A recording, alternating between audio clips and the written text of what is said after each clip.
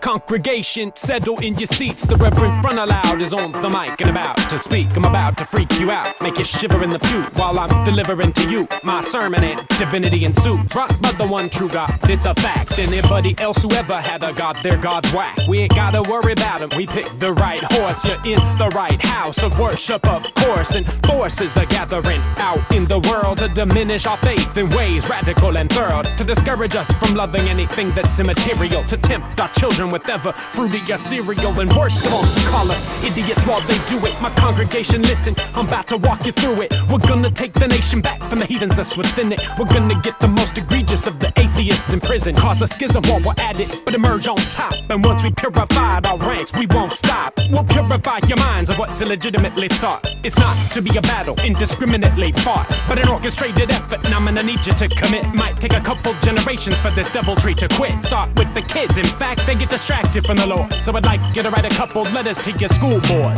Do you really believe we were nothing but the monkeys swinging up in the trees? Don't it seem a little likelier that Adam and Eve did a lot of humping and that was the origin of the species? Do you really believe we were nothing but the monkeys swinging up in the trees? Don't it seem a little likelier that Adam and Eve did a lot of humping and that was the origin of the species?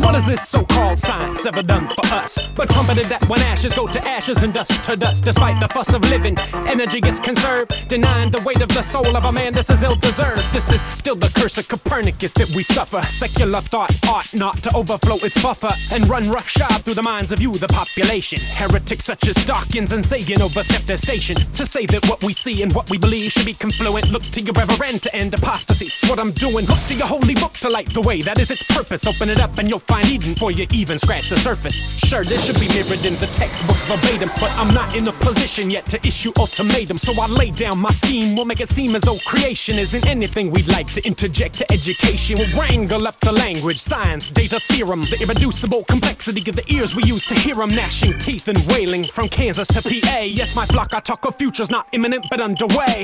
Already established an institute for discovery. Discovered that Darwin is dead with outlook grim for recovery. School moms will soon say that he burns in a fiery sea. Think how much like paradise that's gonna be. Do you really believe we were nothing but the monkeys swinging up in the trees? Don't it seem a little likelier that Adam and Eve did a lot of humping and that was the origin of the species? Do you really believe we were nothing but the monkeys swinging up in the trees? Don't it seem a little likelier that Adam and Eve did a lot of humping and that was the origin of the species? Do you really believe we were nothing but the monkeys swinging up in the trees? Don't it seem a little likelier that Adam and Eve did a lot of humping and that was the origin of the species? Do you really believe we were nothing but the monkeys swinging up in the trees? Don't it seem a little likelier that Adam and Eve did a lot of humping and that was the origin of the species?